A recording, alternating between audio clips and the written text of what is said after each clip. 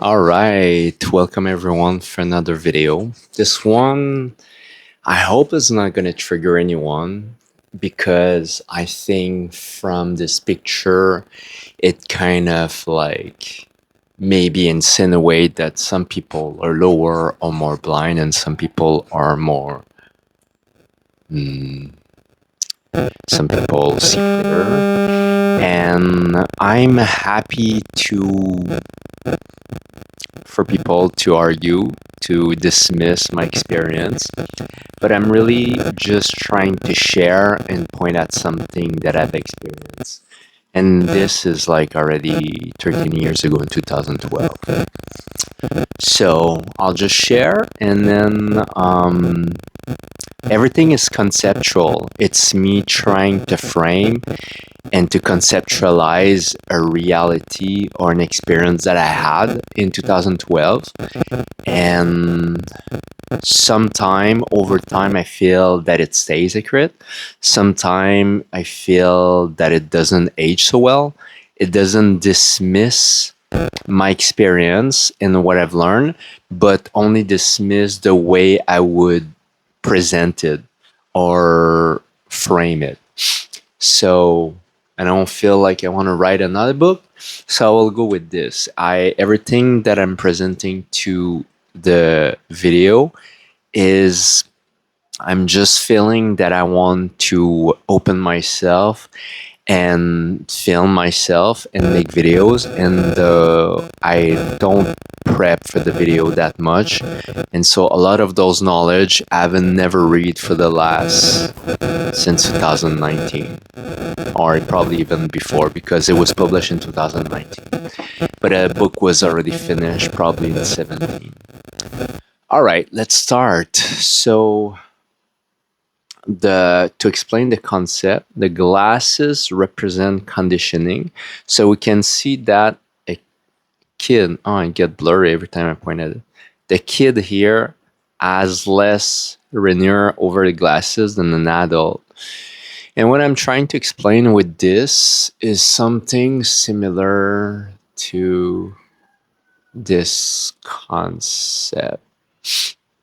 These are glasses.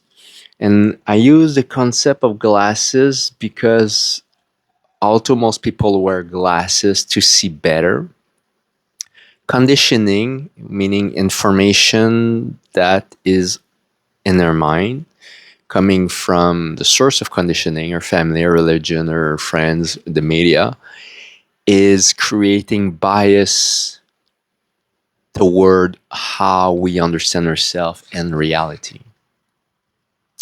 And so, like here, it's like, oh, this is animal, but this is resources, and it's just one of the example. And when we're talking about the material world, it's easier to perceive and understand. But when we're talking about emotion or the spiritual world, where there's no tangibility between what we perceive and what we understand, meaning that people who haven't had their own experience, it's easy to have an experience about a table. Say that you don't speak the language in Indonesia or in the Philippines or in Latin America. You can express the word table or mesa in Spanish and describing it that it's a hard surface with legs and that you use it to eat or put stuff on top of it. And I was like, yeah, it's kind of a table. And there's like coffee table, there's shelf, there's different, but it's close to be the same. But when we are trying to interpret concepts that are not physical, that you cannot smell, touch, see, or hear, then it leaves interpretation to the experiencer. And of course, there's people who are better than others to describe their experiences, so the person who have experienced them can relate, meaning that you can fall in love, and then people will understand what you describe if you fall in love. Or if you have your own psychedelic experience, there's people who can express clearly what they saw during those experiences, and people who have had those experiences can say, yes, that's exactly what happened, but may not know how to express it themselves to other. Um, and so what I'm trying to express with this drawing is that there's a correlation between little amount of conditioning when we're a child and a lot of conditioning when we're an adult. But before conditioning is implemented into our mind, we perceive reality as it truly is, but we do not understand what we perceive. Compare to when we have a spiritual awakening, meaning that there's a dissolution, a temporary dissolution of our conditioning, and we have a glimpse of perceiving reality as it is. And for me, it's really similar to the first time, I think, because I don't have direct experience of remembering what it felt being a baby, exploring and and exploring the world, and maybe understanding something is hot or something is bright. But I've observed a lot of baby, and from my external observation, I have a belief that their perception is deprived of conceptualization. And for me, this is reality. Understanding, like I said, experiencing reality and understanding gives us a different level, but experiencing is better than not experiencing and just understanding. You're closer to reality by experiencing than thinking you understand. So, meaning if you never experience a sexual orgasm and you just read about it, the sensation, the technique, or etc., then you might think you know what it means. He's like, yeah, I know everything about it. Or you can learn about a country, culture, and language, but you know that it won't be the same until you have your own experience and travel to that country. Having your own experience shatter our belief, shatter our preconceived ideas. And so with this, the evolution, and then I think the Dalai Lama said it in simple way. He said the goal is to age older, but to come back to the spirit of an innocent child. To be to so what happened between the growth is that what conditioning does. I think conditioning makes us unhappy because it creates a separation or a distance between what we have and what we want. More we have knowledge, more we become thirsty for more. And I've seen it in my travel that although I'm traveling in rural area, really remote place, there's only older generation. All the younger generation are gone. And so the farm and whatever the lifestyle they had in rural area, it's the last generation because the phone or access to technology give us a glimpse of what exists outside of their bubble. Before we had gadget, people who were remote, they only knew what was told by their family, their surrounding, their community. And if everybody was growing rice and having a few buffaloes and marrying the daughter of their neighbor, then that was your reality. That was your desire. That was the only thing you could have in your mind. It's a mind that is conditioned, but it's not spoiled by mainstream society. And then, although you might be stuck in rural South America or in Africa or anywhere in a third world country, because we have access to technology, we are becoming aware of what's happening in the rest of the world, even if we may not never have the chance to experience and see from our own eyes this reality. We might never be able, some might never be able to go in a plane, some might never be able to see a skyscraper, etc. But at the same time, it creates a thirst, it creates a desire, and therefore we don't want to live and grow rice and live in our little community anymore. And that's why a lot of people are moving toward the city. It was fine. People lived in rural area for millennial, but now everybody is going to the city and working like slave to earn a little bit of money to be able to buy what their parents never thought they needed. But the new generation want more stuff.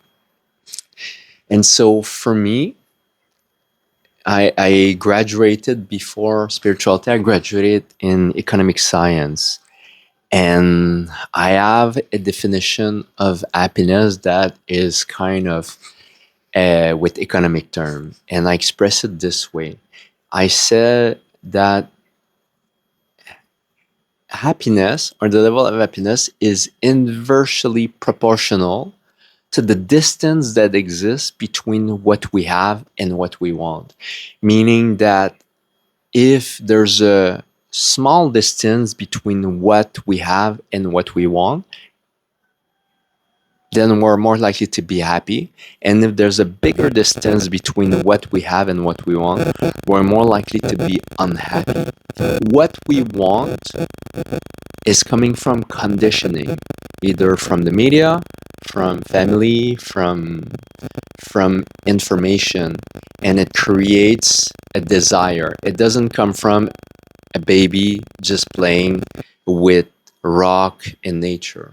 You cannot want more than which you are not aware. You can only want for which you become aware. And more, that's why marketing works so well. More that repetition is constant, more it ingrained and then carve itself in our brain, and we start wanting Coca-Cola, Nike. All this big company understood that, and so it's plastered across the world. And so you end up with like remote community in Mexico that are not even drinking water, and they are the biggest drinker of Coca-Cola per capita in the whole world. And you can see in those villages, since they were kid, Coca-Cola is plastered in all, even in nature, but in all businesses everywhere. And it does affect people's psyche. You are, by seeing it everywhere, you start wanting something out of ether you never wanted, but because you see it all the time, it's like subliminal. Back in the, I think now it's illegal, but back in the old days, even when you were going to the theater, they were putting an image, say, of Coca-Cola, one frame every 30. I think there's not 100% sure, but I think there's 32 frame per second, and one of them was an image of Coca-Cola. So the eyes, the brain could not see it, but the eyes perceive it. And throughout, and back in the day, the movie was cut in half, and there was a break in the middle of the movie, and people automatically start craving what they were subliminally brainwashed to consume. In this case, say it was Coca-Cola. So at break time, they were all running to go get a Coca-Cola. And so I think this is illegal now, or they don't have the break in the middle. But marketing is plastered everywhere. And so if more of all your family is addicted, then you necessarily usually have a higher tendency to become addicted to what your family is addicted. And with happiness, it makes us, there's two kind of people. There are people who are successful, meaning that they have goal, which are brainwashed, which are conditioned. Say you want to be rich, you want a promotion, you want whatever, and then you are one of the successful one. You manage to be able to reach that goal, but you're only happy for a few days, a few weeks, and then you start wanting more, and then so there's a gap, and then you're able to reach it, and the gap, and you get another goals, and you want to reach it, and so you're just momentarily happy, and in between you're just you feel a void, the same way as you would take drugs. You feel high, it feels good, and then when the drugs fade, then you feel down, and then you're racing toward the next hit to feel high again. And this is only, I would say, 10% of the population are successful, and 90% of the people are unsuccessful, meaning they have dream, they have goals, but they're not successful, meaning that like here, they're here, and as they're progressing toward their goal, the goal is never reached. And so there's always a gap, and it's like a carrot and the donkey, meaning that you're holding a stick with the carrot, and the donkey keep running but is never able to eat the carrot. And those are unsuccessful people, because our society is built as a pyramid, and for people to be successful, it's only a small minority. For the people to climb on top of the pyramid, you need a bigger base of medium and poor people for sustaining the successful people that would either succeed with their businesses, with money. It's not possible for everyone to be on the top. The pyramid cannot exist if it would be in reverse position. And so the way out of it, it's not to race toward a goal, but to dissolve conditioning. So the gap exists because of conditioning. So if we dissolve conditioning, then what's ahead of us, instead of us running toward it, then conditioning dissolve, and then our goal are coming toward us, and then we are diminishing the distance between where we're at and what we want, meaning that we feel more gratitude towards what we have already, instead of dreaming and craving for something we don't have. It doesn't mean that we cannot have a family, it doesn't mean we cannot have money. It just means that on the process of living life, we are already happy and satisfied with what we have. If we have more, we're happy. If we have less, we're happy. If we stay the same, we're happy. But if we cannot have gratitude, then we're bound for suffering.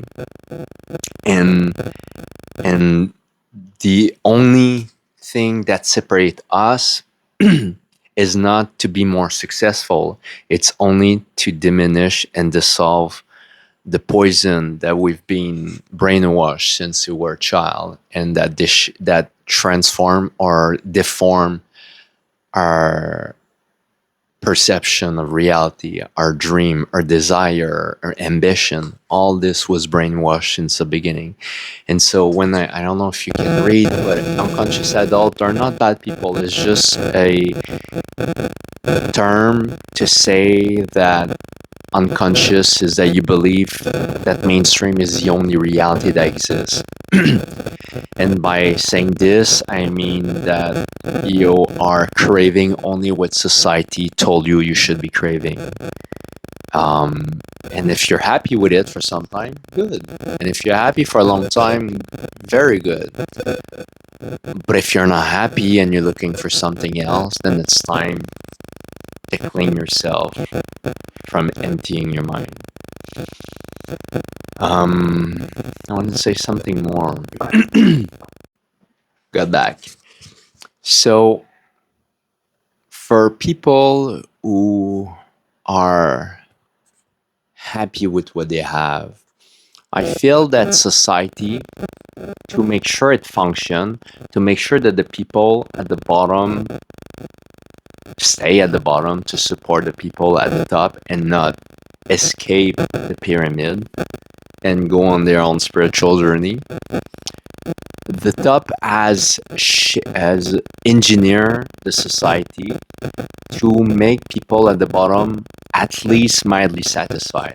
Because if everybody would be suffering and unhappy, then everybody would either kill themselves or run away or disappear and then wouldn't work and then live simply and then not be part of the economic system that support the whole pyramid. But to make everyone happy and manageable, it's like the way I express it is like there's 3 pair of shoes. Society fit 90% of the time okay. Not perfect, but okay. Some people fit perfect, some people are super successful. And I mean, I don't know, someone like Elon Musk or Warren Buffett, they're doing amazing. And I don't see them to be happy in the hippie community or living at the beach. They're driven. They like taking risk, and the capitalist society is exactly perfectly made for people like them, and they're doing well, to be honest. I mean, at least somebody like Elon Musk is using capital, is using in his intelligence, is using resources, and although some people might not agree, he's creating, he's shaping society in the future by inventing things that didn't exist, and that's why he is so wealthy. Not because he's greedy, but because he's putting all his money and all his energy working 80, hundreds of hours a week, not being paid, and if he's successful, then he has a huge paycheck. And he's playing kind of a gamble. He's playing quit or double. Instead of knowing how much he's gonna get, he's betting that the company like Tesla is gonna reach a milestone so crazy that the shareholders say, there's no way. But if you do succeed, we're gonna give you the biggest paycheck. And every time he's been able to succeed in this prediction. And now I think last week, now we're in end of 2025, he just signed a contract for potentially receive $1 trillion. $1 trillion, I think, on a course of 10 years. And also with the biggest prediction in market cap for his company, Tesla. So those people are doing good, but 90%, if not more, of the population, it's like if there's 3 size shoes, there's small, medium, and big. And the small portion of the population feel that the available size fit perfectly. And a big part of the population, the majority, can fit okay. It's either a little bit too tight or a little bit too slack, but they can handle. So they're mildly successful and they don't complain too much because it suits them good enough. And there's a small portion of the population, it's like either way too big or way too small, and they suffer a lot. And they're sick of it. They don't want to walk with those shoes. They don't want to walk with mainstream. And so they decide to be barefoot and be walking away from the pyramid of mainstream society. And there's people who are not necessarily on a spiritual journey, but just in an alternative lifestyle away from mainstream society. And what I mean is that they're just not participating so much in being part of the economic system, but not really going inward into seeking who they are and in the spirit, in the technical aspect of the spiritual journey. And that's okay. It's just, for me, it's just a transitional phase. I think I was in the transitional phase for probably 7 years at least. My climbing time was really, and I mean, before that I was a little bit hippie, but I was 1 foot in each shoes. So maybe I was 1 foot in barefoot and 1 foot in mainstream. Um, yeah, and so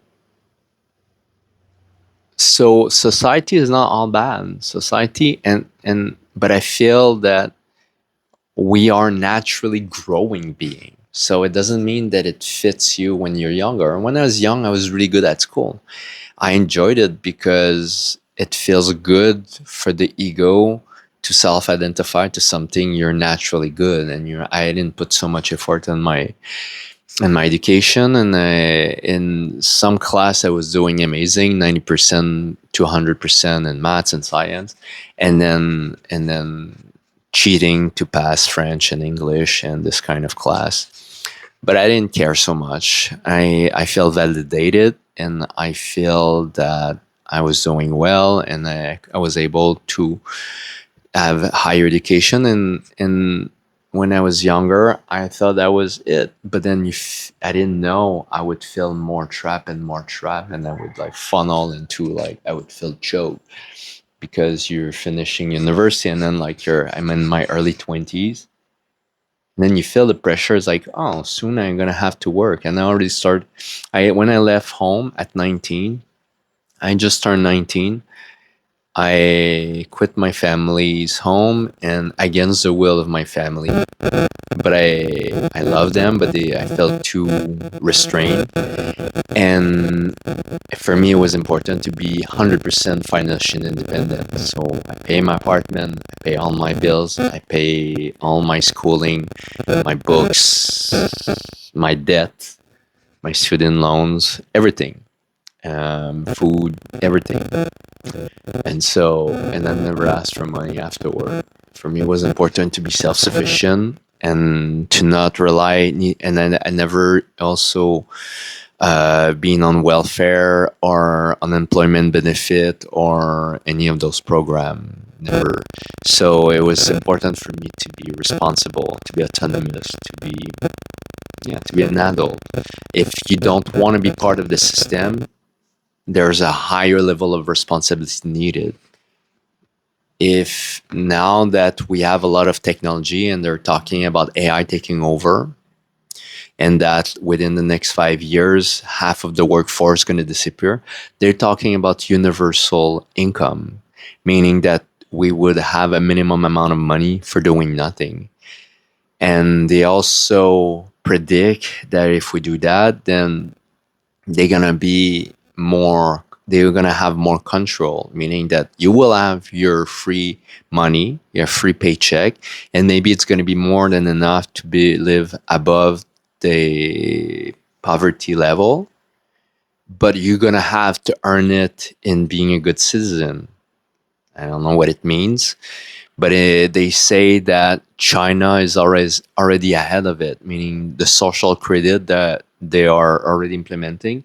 If you're not a good citizen, if you complain about the government, or if you do something bad like stealing, you're losing point, and then you're losing a right. You're losing a right toward your free money. You're losing a right to take public transport. You're losing a right in so many different ways. And I feel the same with all the string that you can have with mainstream society, meaning that if you want free money, then there's string attached and you will never feel fully free.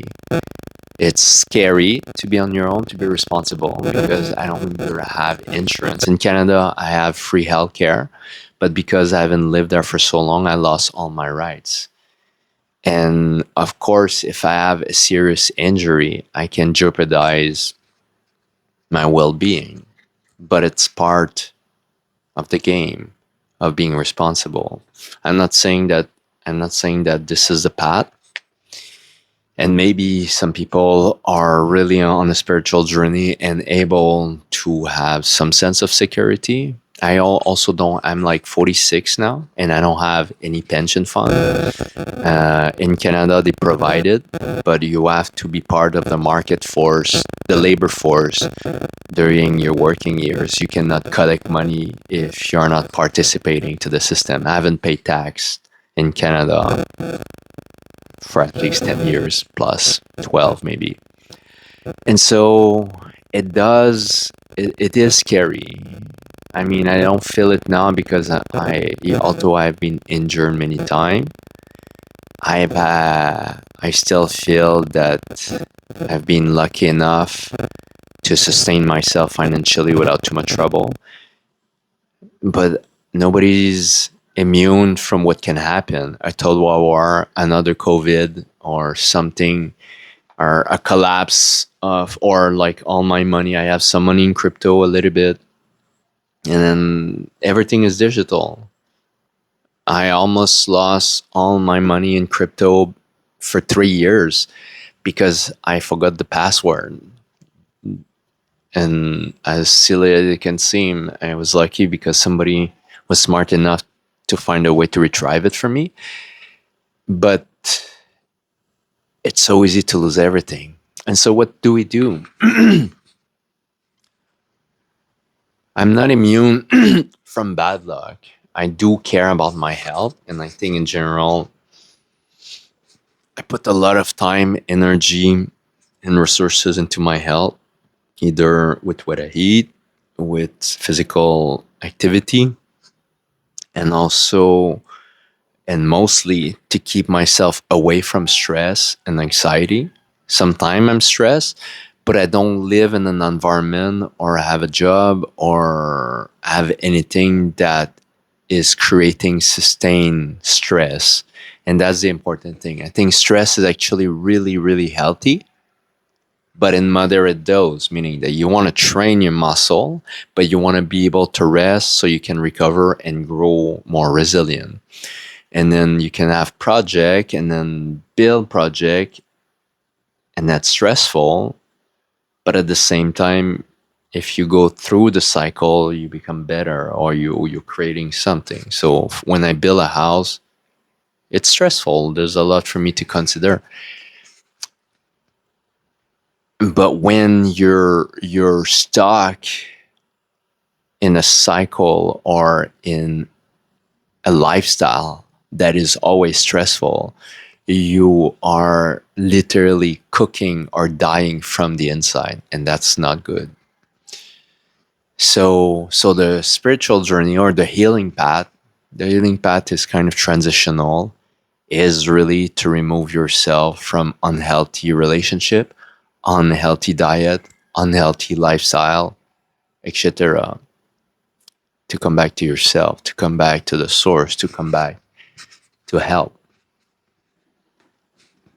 But that's scary because a lot of people end up on their own. Not all the time. If you're lucky, you can have support from your partner, your family, maybe even your boss.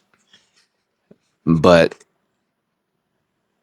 most of the time, people have to quit their old life to reinvent themselves. And it's scary because you gain status, you gain and maybe you have insurance, you have a pension fund. It's like, and then if you quit, maybe you lose everything or you lose a big part of it. So it's scary.